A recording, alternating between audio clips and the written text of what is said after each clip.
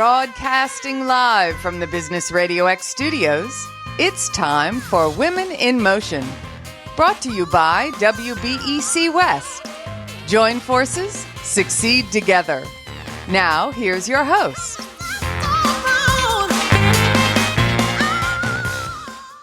Lee Cantor here, another episode of Women in Motion, and this is going to be a good one. But before we get started, it's important to recognize our sponsor, WBEC West. Without them, we couldn't be sharing these important stories. Today on Women in Motion, we have Sylvia Aninye with Weber Legal Nursing Consulting. Welcome. Thank you. I am so excited to learn what you're up to. Tell us about Weber Legal Nursing. How you serving folks? We're serving folks on a variety of fronts. The first and foremost service that we provide, I am a legal nurse consulting company that has a lot of, female nurses that work for me. And what we do is we actually work with personal injury attorney, med malpractice attorneys, and tort attorneys. We attend defense medical exams to advocate for the clients, to make sure that during the exam, the doctor does not ask questions that he's not supposed to ask, and, to protect the clients from making the defense medical exam another deposition. We usually audio record this exam, and we provide reports, to the attorneys, and we also provide audio links. On the other hand, we also provide case management in workers' compensation, and we also provide training for nurses on how to do defense medical exams. And also, we provide continuing education as well. And I also have written a book recently in February, Defense Medical Exams Made Easy, a painless guide for LNCs, for people to learn how to do defense medical exams, mainly nurses.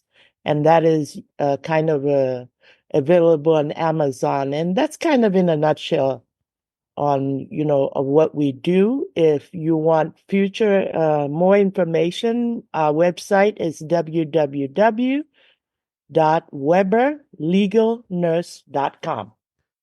Now, is being a legal nurse consultant, is that something a nurse can do while working as their job as a nurse? Or is this something that after they leave nursing, then they get into this side of the business? No, they can do this while they're working, because generally most of the subcontractors I have work part-time. First of all, the subcontractors are not full-time employees. They are 1099 employees. We give them cases on a case-by-case basis. So kind of like, it's more or less, unless you actually have your own attorneys, do your own marketing, and have your own attorneys, it's just, like supplemental income for them that they can do in between what they do at the hospitals during the week. And a lot of nurses I have do that. And currently we have 60 nurses nationwide. Now, what are the qualities of a good legal nurse consultant? A good legal nurse consultant has to be detail-oriented, has to be meticulous, has to be assertive, because when you work with the doctors are kind of aggressive in these exams and try to get information from the clients that they're not supposed to, get, because usually when the lawsuits are filed, they are provided with all the medical records and everything they need. But most of the time, they try to get everything from the client itself, which is not appropriate. And that's what we're there for, to stop that, to stop the attorney from, not the attorney, sorry, the doctor from asking questions that he's not supposed to ask. So in other words, to be a good legal nurse consultant that does defense medical exams, You have to be one that does not shy away from confrontation, passive aggressive confrontation. If you're one of those people that is easily intimidated by whatever goes on, you probably wouldn't be a good legal nurse consultant or defense medical exam observer. So the first and foremost is the fact that you are the type of person that's not easily intimidated. Now, is that part of the training that Weber provides, is preparing a nurse to have, those kind of conversations and confrontations? Yes, we train the nurses to do this during the training, and our training compromises of, brochures, training manuals, books, testing, and we also offer mentoring as part of the training, to where I mentor them while they're on their journey until they get comfortable during the exams. And we also offer a physical exam component where the nurses actually get to shadow me. They go to an exam with me and I do the exam, and they get to observe and shadow me and see everything that happens. And when the exam finishes, we have a little 15, 20-minute meeting where they get to ask any questions that they need to ask in terms of what they saw, how to proceed, and they also have access to me during the exams. When they're in the exams, I am connected to them via SMS messaging. So if they have questions, even if they're actually in the exam with the doctor, if they get stuck on something, they can easily text me, and usually I respond because the SMS I gave them is a cell phone where I can reply very fast. So what's your backstory and your journey into this line of work? It seems this isn't the traditional path for most nurses.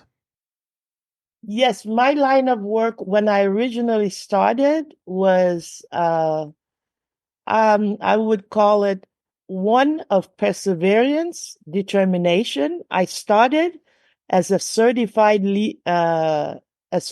nursing assistant. I did that for 19 years. And then I went to nursing school. And when I went to nursing school, I worked at LAC USC Medical Center for 9 years, 6 years as a nursing assistant, and then 3 years as an RN. And after that, I did not feel comfortable in the the hospital setting, and I decided to branch out and create my own company. Because initially, before I even became an RN, I always was interested in the legal field and was looking for ways where I could combine my nursing skills with the legal field and be able to serve the community that way. And hence, because of this, working at it and doing a lot of marketing, being a subcontractor myself, also for 2 years to raise funds to do my marketing, Weber Legal Nurse Consulting came into being. And we have been here since 2014 and have some of the biggest law firms so far as clients. We have Brian Brider, the Wilshire law firm. Jacob and Ronnie is one of our clients, and a host of others that Now, have been with us over the years. now, do you remember that first time you were in a room with a doctor that was kind of scrutinizing or saying stuff to you that required you to be confrontational? Yes, sir. I have, I'll just, give one main example because, like in my book, there are tons of examples, but I'll give one main example. I had a confrontation with a doctor. This was a neurologist. I will not mention any names or offices, Right. but I'll just, Don't mention any names. yes, I'll just, share the story of what happened. This was an older neurologist, And it was at the beginning of my career, like within the first 2 years. And this doctor, I came there with the client and we started the exam. First of all, the exam was not supposed to take more than 2 hours. This doctor decided to lengthen the exam, even though he knew by law he wasn't allowed to do so. Now, during the exam, he asked a lot of questions about the personal history of the client, employment history, workers' compensation history, prior injuries, prior surgeries, and I had to interject and let him know that he wasn't allowed to to ask those questions, and that we were deferring those questions to the medical records and deposition of the client. And at this point, the doctor got extremely upset, called me names that I won't repeat on the podcast, and told me I was obstructing his exam. And towards the end of the exam, he actually threw a chart at me. And when he threw the chart at me, I had to, indicate that this was more or less assault, by him, taking that action. And when we eventually finished the exam, I had to call the attorney that hired me and inform him of what was going on. And the attorney asked me if I would forward, because we're allowed in California to audio record the exam, asked if I would advance the audio recording to him. And I did that evening. And the next morning, he called me and he told me that he was going to file a motion to have that doctor disqualified from doing these type of exams, and actually disqualify that particular defense medical exam. But I was able to stand my ground and handle myself professionally, even though the doctor did not. And that's the advantage of working with a firm like yours, right? Because if the patient's in there, the patient doesn't know what they don't know, and they could easily be manipulated or bullied by an aggressive doctor. Exactly. And that was what what my role was there. And when I came out with my client, the client was so grateful that, oh my God, I'm so sorry. I'm so glad you were here with me. I could never have handled this doctor on my own. And I explained to them, don't worry about it. This is what your attorney's paying me for, to make sure that these type of incidents don't happen. And I was able to save the defense medical exam, but because of the doctor's actions in terms of physically throwing charts at the nurses, the DME got disqualified and he got removed from the list of IME doctors by his medical board. This must be such rewarding work for you. It is, because when I was working at LAC-USC Medical Center, I was working as a nurse, but I extremely enjoyed the role of an advocate. I also advocated for a lot of patients in the hospital as well, on an ethics committee and other committees that we had there. I was always one of those people that the hospital sent when patients had issues, with the hospital. So more or less kind of like an arbitrator or a mediator, type of job, where you were helping, settle conflicts or settle situations. So I was pretty much, before I started this job, I was pretty much very much conversant with conflict in general, because I'm also trained as an arbitrator and a mediator in the state of California. No, I'm trained as an arbitrator on the federal level for FINA, and on the mediation, I'm certified in the state of California as a mediator. Now, can your clients come from all over the country, or are they primarily in California?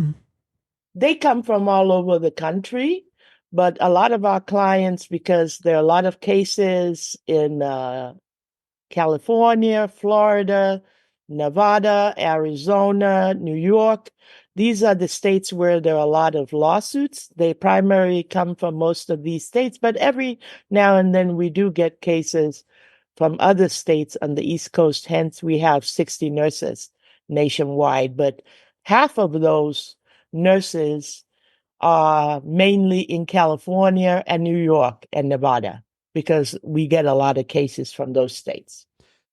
Now, why was it important for your company to become part of the Webec West community?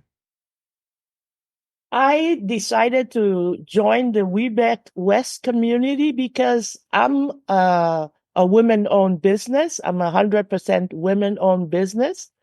And I felt like, if I joined Webec, I might have opportunities to be able to network more and, meet more people that I can work with and I can network with or, get clients from or provide other services for other companies that other women owners might need. So mainly I did it because I wanted to do a lot more networking. Now, what do you need more of? How can we help you? Do you need more nurses around the country? Do you need more attorneys? What do you need? We need mainly more nurses and, of course, more attorneys, yes. And if somebody wants to learn more, where should they go? What's the website? The website is www.weberlegalnurse.com. And that's Weber, WEBER, legalnurse.com. Yes, sir. Well, Sylvia, thank you so much for sharing your story today. You're doing such important work, and we appreciate you. Thank you very much, sir. All right, this is Lee Cantor. We'll see you next time on Women in Motion.